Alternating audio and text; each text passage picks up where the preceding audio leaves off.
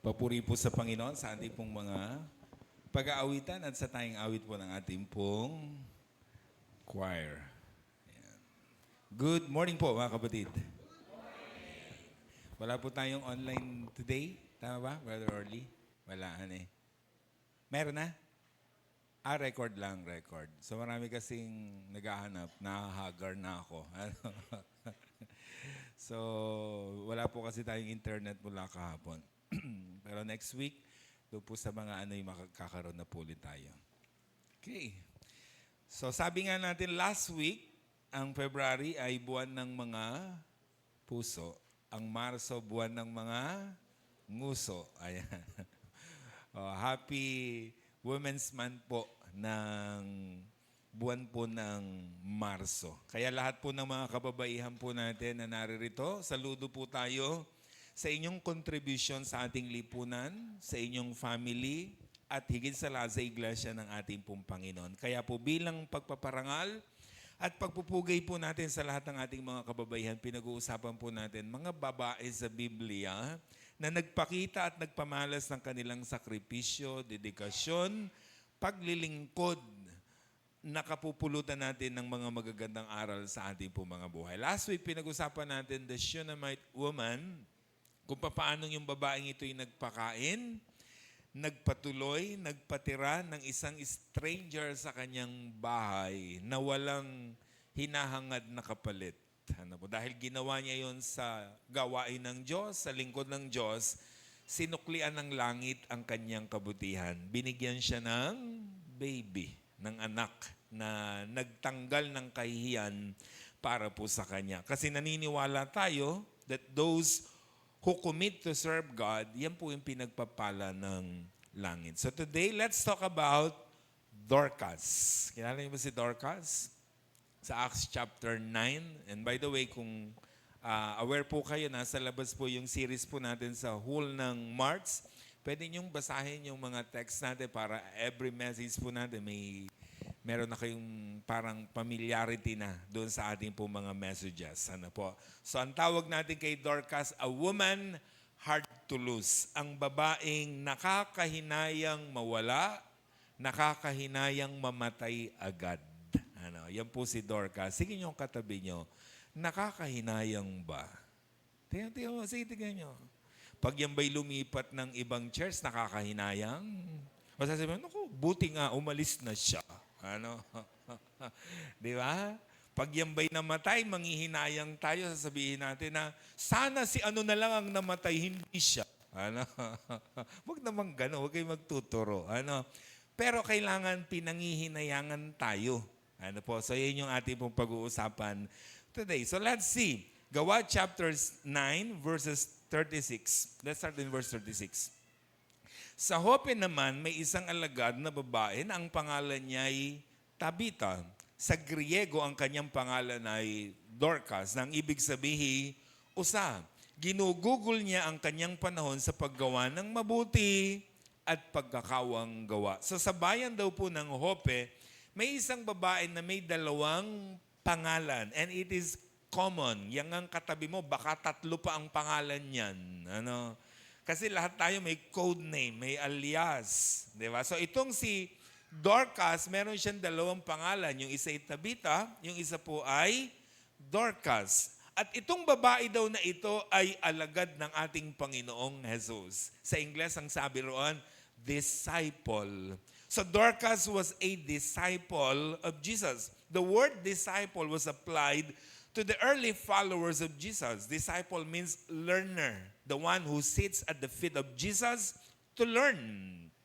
Yan ang ibig sabihin ng disciple. So, meaning, sabi ng mga Bible scholar, maybe nagkaroon talaga siya ng chance to sit at the feet of Jesus to learn. So, talagang siya ay naging disipulo ng ating Panginoong Jesus, masugid na nag-aaral sa paanan ng ating pong Panginoong Jesus. Tandaan niyo mga kapatid, nung unang panahon, sa panahon ng ating Panginoong Jesus, maraming sumusunod sa Kanya. But not all are disciple of Jesus. Yung mga disciple niya, yun talagang totoong sumusunod sa Kanya. Kasi maraming sumusunod kay Jesus, iba-iba ang pakay. Pag si Jesus po lumabas ng bahay, dinudumog ng tao. Do you remember that? Basta lumabas siya ng bahay and a large group followed him. Yan na ang kasunod. Dinudumog si Jesus ng tao pag lumabas ng bahay. Lahat ba ng sumusunod sa kanya everyday na dinudumog siya ay talagang disciple niya? No. Karamihan doon sumusunod para lang makiusyoso, makichismisan, yung iba makakita lang ng himala, yung iba naman ay makikain kasi libre, yung iba naman ay para lamang makahanap ng mali ng ating Panginoong Jesus. So may iba't ibang way sila to follow Jesus. Like for example, Juan 6:25-26, nakita nila si Jesus ay bayo ng lawa at kanilang tinanong, Rabbi, kailan pa kayo rito? Sumagot si Jesus, sinasabi ko sa inyo, hinahanap ninyo ako hindi dahil sa mga kababalaghang nakita ninyo, kundi dahil nakakain kayo ng tinapay at nabusog. So diretsahan silang sinabihan ng ating Panginoong Jesus. Sabi niya, hindi naman niyo ako hinahanap kasi gusto niyo akong makita. Hinahanap niyo ako kasi gusto niyo uling kumain ng libre. So meaning, ang gusto talaga nila pagkain, ang tawag sa mga ganon, Christian. Hindi Christian, Christian. So ang pakay lagi pagkain. O aaten ako, ano kayang pagkain? Hindi gano'n, mga Christian yun. Kaya nakakahinayang siyang mawala, nakakahinayang siyang mamatay agad kasi disciple siya ni Jesus. So like Dorcas, be a disciple. Actually, ang mga kababaihan natin, talaga namang mga aktibo yan sa church. Masisipag yan. Likas kasi sa mga kababaihan, very active talaga sa lahat ng pagtitipon. Actually, in my own perspective mga kapatid, kawawa ang church na tamad ang mga kababaihan. Totoo yan. Pag ang mga kababaihan sa isang local church mga tamad, kawawa yung church na yun. Kasi ang nagpapasigla sa mga gawain ay mga kababaihan. Talaga naman, lahat ng activity natin, puro kababaihan. Ngayon, di ba, sa worship, puro kababaihan. Midweek, halos puro kababaihan. Mga fellowship, pag nag-gather ka ng fellowship ng kababaihan, dami yan. Pagkalalakihan, pinagtawanan, Pagkalalakihan, manghirap bumuo, Pero marami kami kahapon. Ilan tayo? 15. 15 ang starting natin. Susunod, 16. 17. Malay nyo, paparami. So, paparamin tayo ng paparami. Pero ang point lang natin, ang mga kababaihan, mga active talaga yan. Kahit saan, active yan. Huwag lang sa chismisan. Huwag doon kayo maging active. Kaya talagang nakakahinayang kapag may kababaihang nawawala. Pag may kababaihang umaalis. Pag may kababaihang namamatay, nakakahinayang. Diba? I'm not saying na kapag lalaki ang nawala, hindi tayo manghihinayang. Okay, lahat pinanghihinayangan natin. Verse 36, balikan natin yung teksto. Sa Joppe naman may isang alagad na babae na ang pangalan ay Tabita. Sa Grego ang kanyang pangalan ay Dorcas, nang ibig sabihin, usa. So si Dorcas po ay inihalin tulad sa isang hayop, sa isang usa.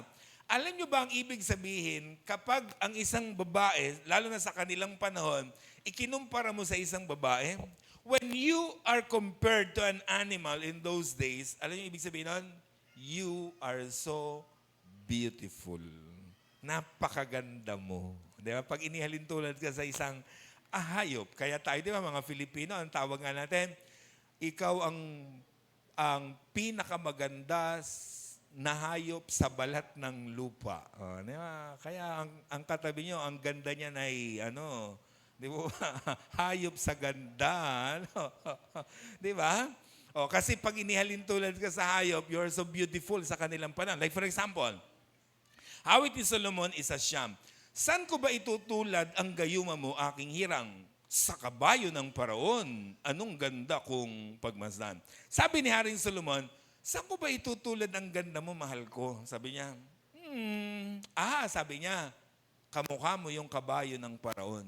Anong ganda, anong inam kong pagmasdan. Kasi sa kanilang panahon, ang kabayo, di ba, sa isang bansa, ibig sabihin niya, very strong ang inyong bansa pag marami kang kabayuhan. Kasi ginagamit nila yan sa kanilang mga pakikipagdigma, pakikipaglaban. Kaya sabi niya, saan ko kaya itutulad ang ganda mo, asawa ko, hirang ko, mahal ko? Sabi niya, kamukha mo yung kabayo ng paraon. Anong ganda at anong inam. Pero syempre, hindi na pwede ngayon yun. Sige nga, sabi mo sa asawa mo, alam mo, nagpunta ako ng doon sa isang probinsya, sumakay ako ng kalesa, ang ganda ng kabayo niya, hawig kayo. Ay, baka delikado yun, masasakal kayo yan. Baka yung kalderong hawak niya, mahihampas sa inyo. Pero ikinumpara mo sa kabayo, iba na yon, di ba? Nagpunta kami sa zoo, kamukha mo yung elepante ron.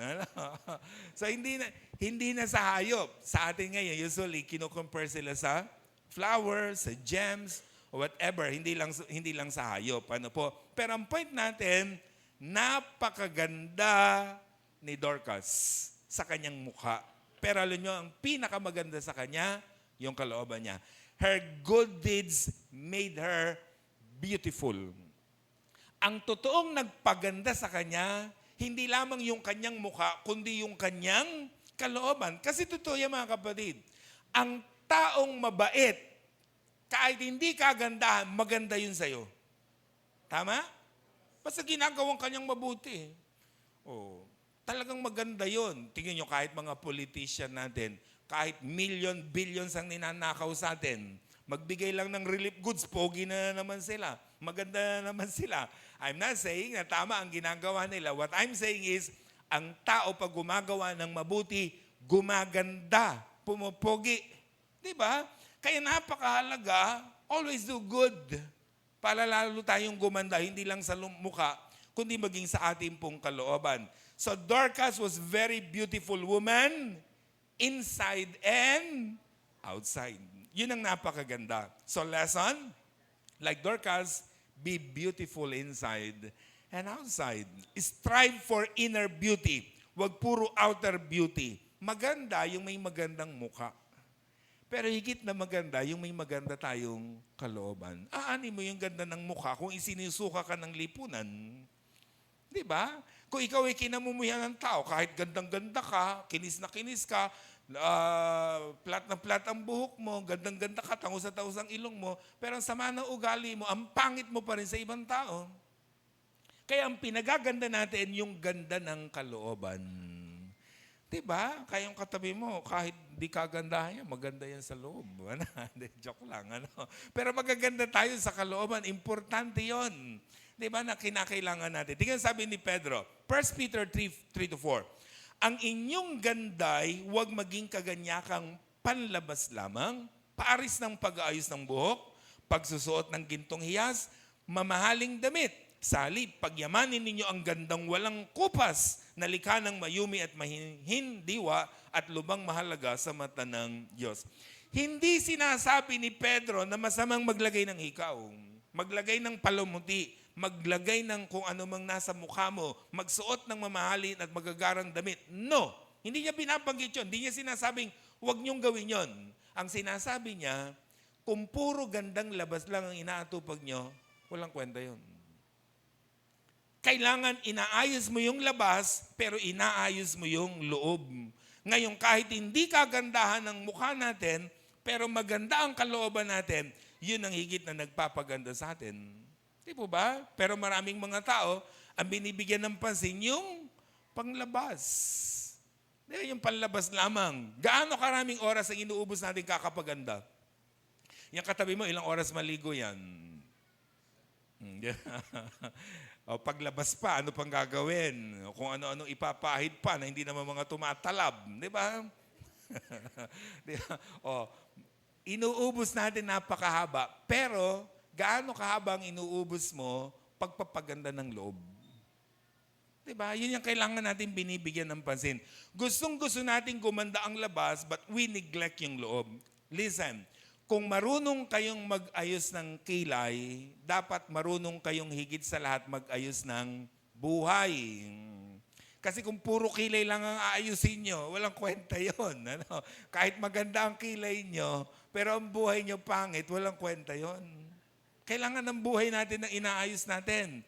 Kung gumagastos tayo pagpapaganda ng mukha, gumastos tayo pagpapaganda ng loob. Kasi yan ang problema sa atin, di ba?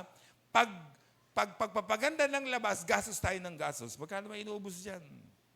Halimbawa, kahit naman sa mga gawain natin, di ba?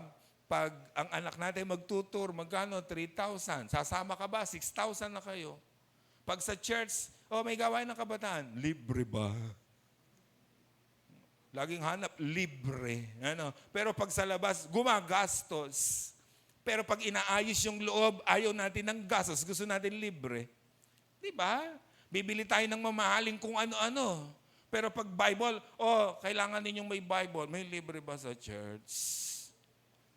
Diba? Ba't laging libre? Para sa iyo yun. Ayusin natin ang buhay natin. Kung gumagastos tayo para sa labas, higit tayong gumastos sa loob. Kasi yun ang higit nating pinagaganda dapat. Kaya, nakakahinayang mawala si Dorcas. Kasi maganda siyang babae, inside and outside. Verse 37. Nang araw na iyon, siya'y nagkasakit at namatay. Nang mapunasan na ang bangkay, ito'y ibinurol sa silid sa itaas. Nakita niyo mga kapatid, sa kabila ng kanyang ginagawang paglilingkod, kaabalahan sa pagtulong sa kapwa, sa kabila ng kanyang kasipagan sa Panginoon, sa kabila ng kanyang ministeryo, nagkasakit siya at namatay. Di ba?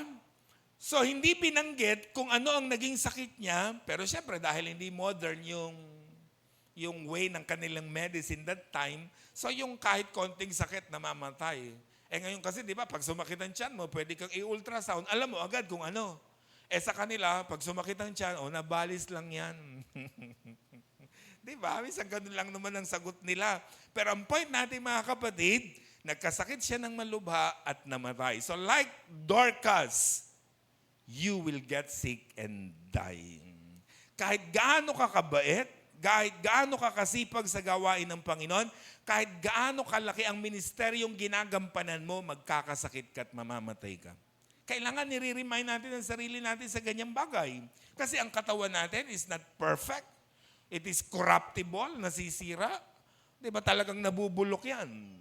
Tayo, buhay pa nga, nabubulok na tayo eh. Huwag ka lang maligo ng isang linggo. Ako po, bulok na tayo. Lahat ng ginagamit natin mga cosmetic is to prevent decay ng body natin. Di po ba? Pero subukan mo hindi gumamit. Huwag ka mag-deodorant. Sige, tingnan mo kung ano mangyayari sa iyo. Mabubulok ka talaga.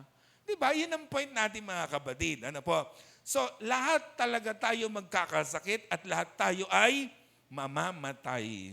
Kahit gaano kayo kabait, kahit gaano kayo kasipag, kailangan inilalagay sa isip yon. Kasi minsan ng tao, pag gumaganda ang buhay, lumalakas, umaasenso sa buhay, akala niya pang habang panahon na siya sa mundong ibabaw. Kailangan naalala natin that kahit gaano tayo kahusay na tao, kabuti, kasipag sa church, you will get sick and die. Hindi tayo nananakot. Kaya i-remind yung katabi mo, sabi mo, mamamatay ka rin. Sige, remind mo.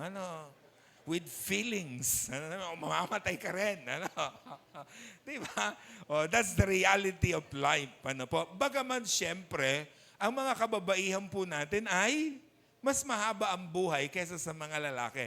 Alam naman ninyo yan, kita-kita naman natin, di ba? And sa statistic, talagang mas marami ang biyuda kaysa sa biyudo. Di ba? Mas mauna kasi talagang kinukuha ni Lord yung mga kalalakihan. Hindi ko kinatatakot yung mga kalalakihan, ha? Pero be ready. Be ready. Malapit na tayo. Talagang malakas kay Lord yung mga babaeng yan. Di ba? Pero bigyan ko kayo ng point. Alam niyo ba kung bakit kinukuha ang una yung husband kaysa sa wife? Alam niyo kung bakit? Ano po? Para may hugod dun eh. Okay. Alam niyo kung bakit? Bigyan ko yung sample. Ang lalaki, kapag siya ang naiwan at nauna yung wife, ang hanap ng lalaki, babae. Asawa agad. Kaya yung mga anak niya mapapabayaan. Ang babae, pag siyang naiwan, ang hanap niya agad, hanap buhay para buhayin ng kanyang mga anak. Kaya sabi siguro, Lord, unahin na kita ha. Ano, delikado mga anak mo. Ikaw muna ang kukunin ko, wag muna yung wife mo. Ano? Pero isang reality yung mga kapatid. So wag nating pagtakhan yan. It's a natural thing sa buhay ng tao na tayo magkakasakit at mamamatay tayo. Nakita niyo si Dorcas? Napakabuting babae. Busy sa pagkakawang gawa. Di ba talagang kung sa panahon natin, baka may foundation pa talaga siya.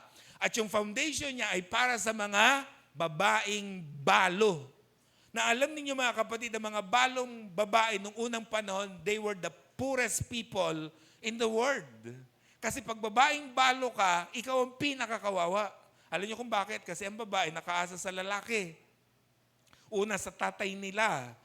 Pag nag-asawa na sila, nakaasa sa asawa nila. Pag namatay yung asawa nila, nakaasa sa anak na lalaki. Kung wala lalaki sa pamilya niya, kawawa. Yun ang ministry ni Dorcas. Di ba? To help, to care for the needy, for the mga babaeng balo. Yan ang kanyang binibigyan ng pansin. Pero napansin nyo, kahit napakaganda, napakalaki ng ministeryo niya, namatay pa rin. Di ba? Hindi mo pwedeng questionin ng Diyos, bakit ako po ang nagkasakit? Di ba ang sipag-sipag ko naman po sa church? Di ba? Kung tanungin ka, sinong gusto mo?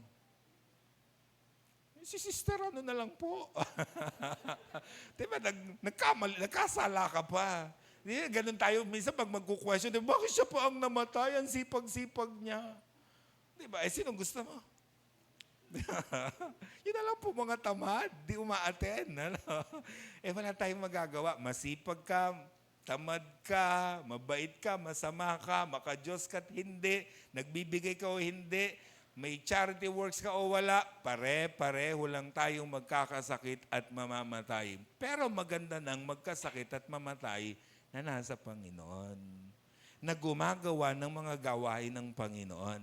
Like Dorcas. Verse 38. Di kalayuan sa Joppe ang Lida. Nang mabalitaan ng mga alagad na naroon si Pedro, inutusan nila ang dalawang lalaki upang siya'y pakiusapang pumunta agad sa Joppe. Sumama naman sa kanila si Pedro. So nagkataong si Pedro ay malapit lang doon sa kanilang pinaglalagyan. So napalitaan nila. So maybe pwede sabihin natin nasa Angono lang. Nasa Taytay si Dorcas, doon siya namatay. Ngayon sabi nila, oy, nariyan si Brother Peter sa Angono. Puntahan ninyo at papuntahin dito. Question. Bakit nila pinasusundo si Peter? Hindi binanggit ng Bible kung bakit siya pinasusundo, pero likutin natin ang isip natin, maybe to raise to life itong si Dorcas. Kasi naniniwala sila na ang mga alagad na Jesus bumubuhay ng patay. Kaya sabi nila, sunduin agad si Pedro at nang itong si Sister Dorcas ay buhayin niyang muli. Di po ba? At bakit nila gustong mabuhay muli si Dorcas? Kasi mabuti siyang tao. Mapagkawang gawa. Nakakahinayang siyang mawala agad. That's the lesson. Ulitin ko. Tingnan mo ang katabi mo. Nakakahinayang ba yan? Tignan mo. Huwag kang kakahinayang ba? Pwede na po. Kailangan pinanghihinayangan tayo sa church. Pinanghihinayangan tayo ng Taytay Church of Christ pag nawawala tayo. Yung bang hahanapin tayo. Diba? Hindi yung pag nawala tayo ay parang walang pakialam ng church. Bakit? Kasi okay lang nawala siya. Dapat pag kayo nawawala, hinahanap kayo. Bakit? Kasi mahalaga kayo sa church. Yan ang dapat natin naiintindihan. Ba't kayo nahanap? Kasi importante kayo. Kasi mahalaga kayo. Ngayon, pag hindi kayo nahanap, 1 buwan na kayo nawawala, magduda na kayo. Di ba? Yun ang point natin mga kapatid. Kaya nga maganda yung sinasuggest dito na hanggang ngayon hindi nyo pa ginagawa. Ilang buwan na raw ina-announce yan. Kung ano-ano nang ginagawa. May QR code pa riyan. Mag-scan na po kayo. Kasi importante yan, makuha yung data po natin. Then kapag tayo po pumupunta ng kapilya, i-scan po ang mukha nyo o kaya yung fingerprints nyo. Tapos malalaman na agad kung sino yung mga dumalo at hindi. Para pag nakita yung mga hindi dumalo, yun ang hahanapin natin. Bakit? Kasi mahalaga ka. Okay? Yun ang ibig sabihin. Ngayon, pag nakita na namin na wala ka, tapos hindi ka pa namin hinanap, alam mo na. Diba? Kailangan pinangihinayangan tayo. Okay? Yun ang ibig natin sabihin, mga kapatid. Ano po? Like Dorcas. Di po ba? So, like Dorcas, are you a woman hard to lose? Ikaw ba ay babae, lalaki, member ng Taytay Church of Christ na nakakahinayang mawala? Bakit nakakahinayang si Dorcas? She was a disciple. Follower talaga siya ni Jesus. At busy-busy sa pagkakawang gawa. May ministry, may ginagawa doon sa kanyang lipunan. Kaya nakakahinayang siyang mamatay. So dahil nakakahinayang siyang mawala, mamatay, mag-exit agad sa mundo, anong ginawa nila? Pinatawag si Pedro, pinapunta sa kanilang lugar to raise her again. Para buhayin siyang muli. Anong ibig nating sabihin, mga kapatid? Don't hesitate to call the elders, your minister, and anyone na leader ng church to help you in your situation. Huwag kayong mahihiya. Text nyo ako, tawagan nyo ang elders natin. Namumroblema kayo, meron kayong pinagdadaanan, meron kayong mga kailangan sa buhay. Basta wag pera ang problema, ha? Pareho tayo. Ano? Pero ang point lang, pag meron kayong dinadala sa buhay, wag mahihiya na ipatawag ang mga leaders ng church to help you, to raise you up again. Kasi ang tao may problema, parang patay din yun. Patay ang kanyang pag-asa, patay ang kanyang sigla, patay ang lahat sa buhay niya. Hindi literal na nakahiga siya sa atol, but something in him or in her may patay. Ngayon ang mga leader ng church, silang magmamalasakit sa atin para muli tayong buhayin. So kailangan ipatawag natin. Yun ang napakahalaga. Kasi alam nyo kung minsan, yan ang problem natin. Tingnan yung sabi ng Bible. Santiago 5:13-14, may tiisin ba ang sino man sa inyo? Manalangin siya. May nagagalak, umawi siya ng papuri sa Diyos. Mayroon bang may sakit sa inyo? Ipatawag niya ang matatanda ng iglesia upang ipanalangin niya siya at pahiran ng langis sa ngalan ng Panginoon. Anong sabi? May problema ka, may sakit ka, ipatawag mo ang elder para ipanalangin ka. Wala naman kaming bolang kristal sa bahay o sa bahay-sambahan. Pagpunta ko rin, sabi ko, sino po ang may sakit ngayong araw na ito? Ipakita niyo po sa akin. Wala namang ganun. Tapos magtatampo ka, di mo lang ako nadalaw na ospital ako. Di mo lang ako nadalaw, may sakit ako, may problema ako. Nagpasabi ka ba? Hindi ko naman alam. Hindi naman namin alam. So dapat ipinapaalam nyo. Diba kasi nagmamalasakit kami at nagmamahal para sa inyo. Just call your elders, your leaders, para puntahan kayo. Sabi mo, brother, may problema po ako, pwede po ba kayong pumunta sa bahay? Okay. Diba? Pag-pray nyo po ako, brother, may problema po ako, please pray for me, punta po kayo sa bahay. Brother, may sakit po ako, nasa ospital ako, puntahan nyo po ako. Brother, meron po akong ganda nasa, diba? Lahat, ipatawag nyo. But listen, huwag naman puro hirap nyo ako ipatatawag. Dapat pag masaya rin. Pag masarap ang ulam nyo, brother, punta ka rito, may ulam kaming masarap. Kasi minsan yan ang problema sa mga member. Pag sa hirap, lagi nyo kaming kasama. Pag sa sarap, ayaw nyo na kaming kasama. Di ba? Huwag ganun, ha? Dapat kasama nyo kami sa hirap at ginawa. Okay? Yun ang ibig sabihin. Huwag puro prayer request. Pero ang point natin, call the leaders. Para ipaalam sa kanila ang sitwasyon nyo. Kung anong kalagayan nyo. Hindi magugulat kami, biglang nawala na kayo. Kasi ang bigat na pala ng problema nyo pero hindi namin alam. Di ba kailangan pinapaalam nyo? Kasi nagmamalasakit tayo sa isa't isa. Nakita niyo mga kapatid, ang bigat sa loob nila na mamatay si Dorcas, anong ginawa nila? Pinatawag agad si Pedro, pinapunta ron para muli siyang buhayin. Hindi kami bumubuhay ng patay. Okay? Baka pag may namatay, tsaka nyo, brother, may patay po rito. Punta po kayo, buhayin nyo. Aba, hindi ko magagawa po yon. Pero meron sa mga buhay ng tao na pwede naming buhayin. May taong papunta ng impyerno, pero pinapunta nyo kami, gusto natin buhayin ang kanyang espiritu para pumunta ng langit. Gagawin natin yon. Lahat. May taong nawawalan ng pag-asa dahil sa kanyang problema, pupuntahan natin yan, tutulungan natin para mabalik ang kanyang sigla sa kanyang buhay, kailangan lang ipinatatawag ang mga leaders in church.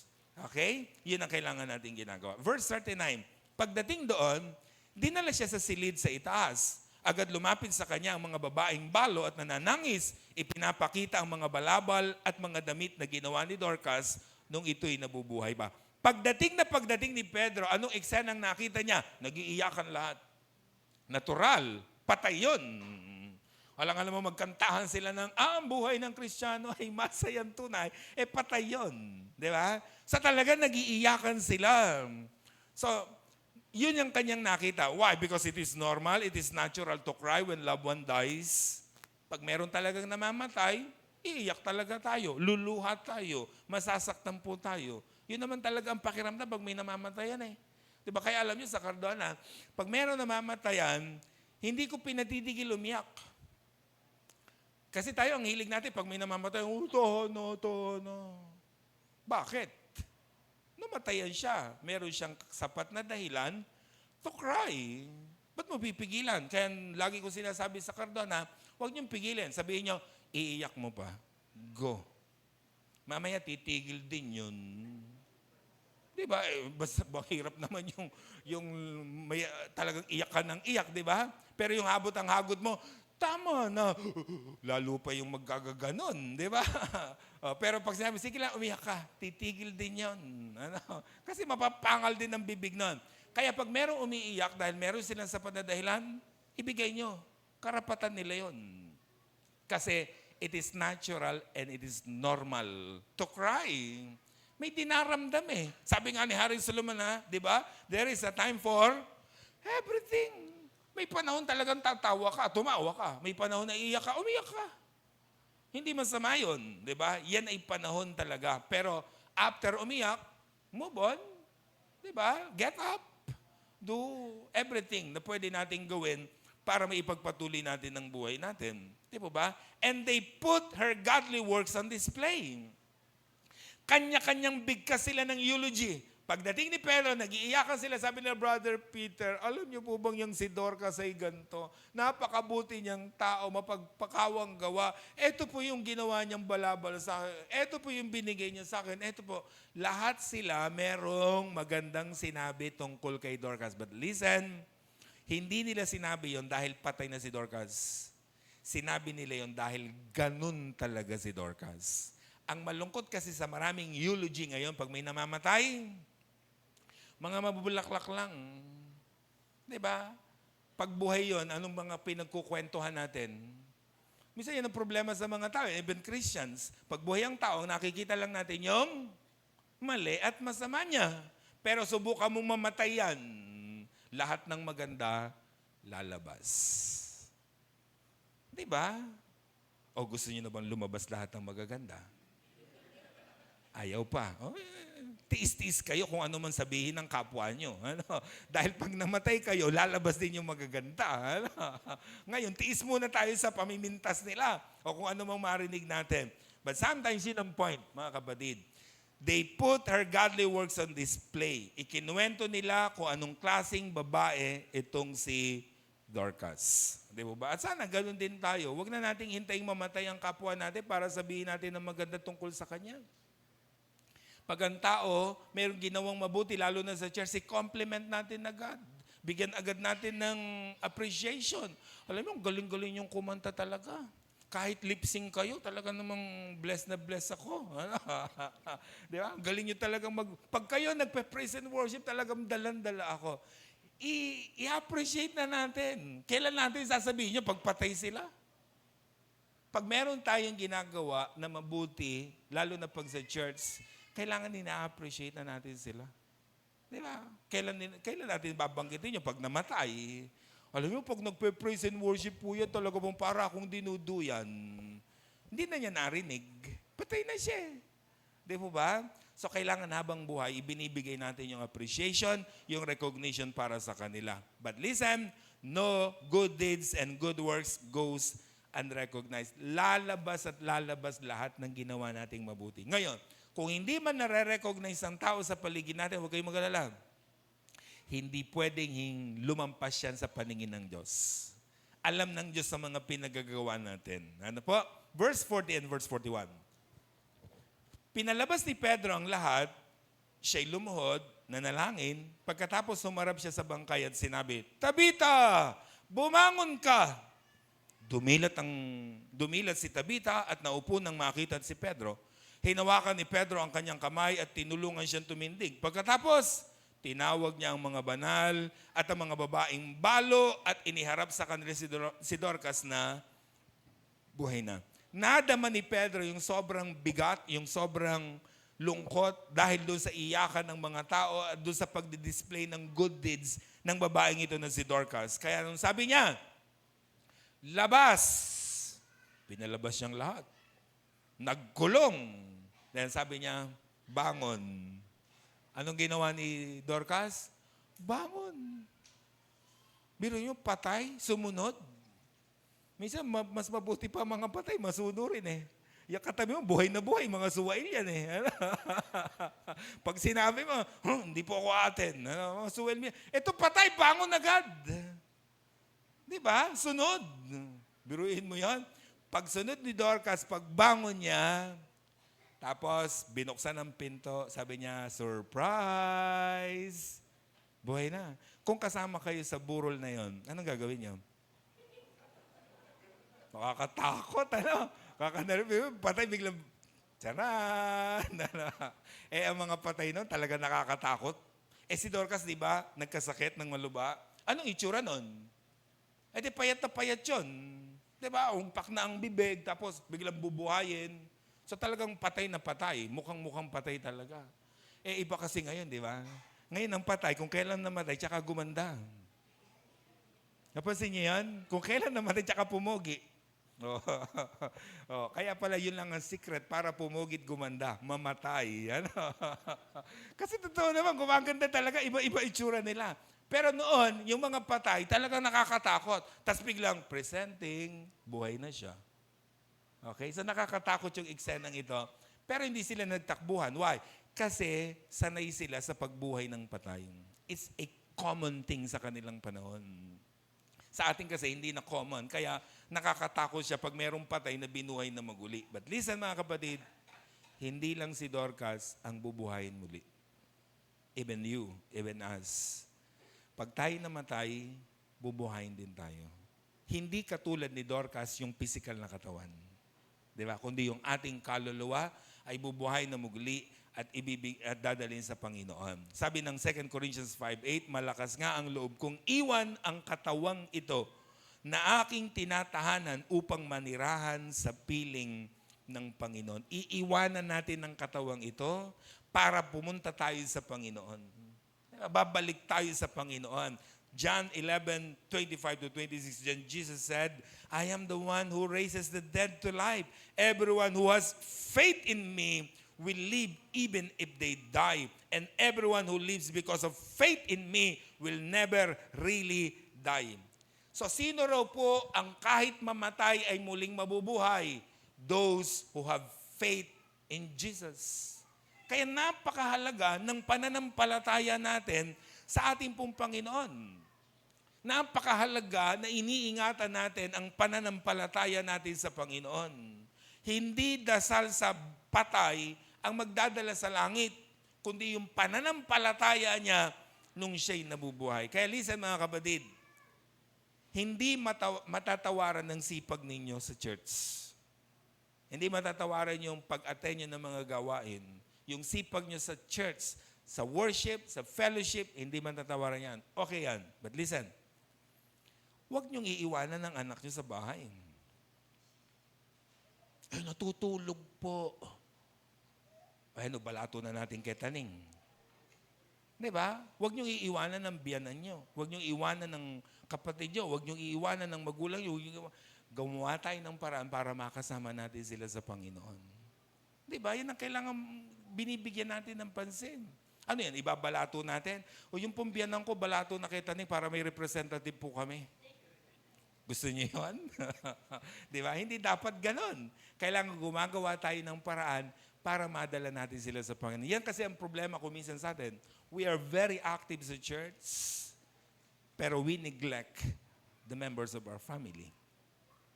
Dapat nadadala natin sila sa Panginoon. Kasi ang bubuhay sa kanila ay ang pananampalataya nila kay Jesus. Yun ang napakalaga. Tayong lahat ito may mga kapatid. Si Dorcas po ay magandang babae. Hindi lang sa labas, hindi lang sa mukha, kundi yung kanyang kalooban. Dahil ang kalooban niya ay punong-puno ng kabutihan at pagkakawang gawa. Kaya naman, pinanghinayangan siyang mawala. Ramdam ng kanyang pamilya, ramdam ng kanyang lipunan, ramdam ng church na wala na siya. Sana ganun din po tayo. Yung kapag nawawala tayo, nangihinayang ang church. Yung kapag tayo ay uma-absent, yung bang ramdam ng Taytay Church of Christ. Diba? Yung kapag tayo namatay, ramdam ng church yung pagkawala natin. Bakit? Kasi mahalagang tao kayo, mahalagang miyembro kayo ng Taytay Church of Christ. Okay? Kaya ayusin natin ang buhay natin, ayusin natin ang mga pinagagagawa natin sa Taytay Church of Christ para patuloy tayong panghinayangan ng iglesyang ito. Kaya ayusin natin, hindi lamang po yung mukha, hindi lang ang kulay, hindi lang ang kilay, kundi higit sa lahat ng buhay po natin. Let's pray. Lord, thank you po kasi napakabuti niyo po sa amin. Ang salita po ninyo ay sapat para po panghawakan namin, pagkunan namin ng mga inspirasyon, pagkunan namin ng mga aral na umaangkop sa amin po mga buhay. Ang salita po ninyo ay kompleto, Panginoon. Kung anong kailangan namin, narito. Kaya tulungan niyo po kami na bigyan po namin ito lagi ng pansin, hindi lamang sa aming mga pagbabasa nito, kundi sa aming mga pakikinig. Upang sa gayon, patuloy po ng bawat isa po sa amin, mag-guide po kami sa tamang landasin. Thank you po sa buhay ni Dorcas, isang babae na nagpakita ng napakagandang halimbawa. Halimbawa na panghihinayangan mong mamatay, panghihinayangan mong mawala. Sana ganun din po ang maramdaman po namin. Yung pinanghihinayangan po kami. Hindi dahil pa-importante kami, kundi dahil importante talaga kami. Kaya Panginoon, ang aming pong prayer, i-bless niyo po ang Taytay Church of Christ, lahat ng members po nito. Itulot po ninyo na maipakita namin ang aming halaga sa isa't isa, ang pagpapahalaga sa isa't isa, upang sa gayon kung may nawawala, hahanapin po namin. Kung merong pong umaalis, pababalikin po namin. Kung merong namamatay, pinanghihinayangan po namin. Dahil lahat po ng miyembro ng iglesyang ito, patuloy na nagpapagamit sa inyo pong banal na pangalan. Muli po, ang blessing po ninyo sumagana sa Taytay Church of Christ. In Jesus' mighty name, Amen.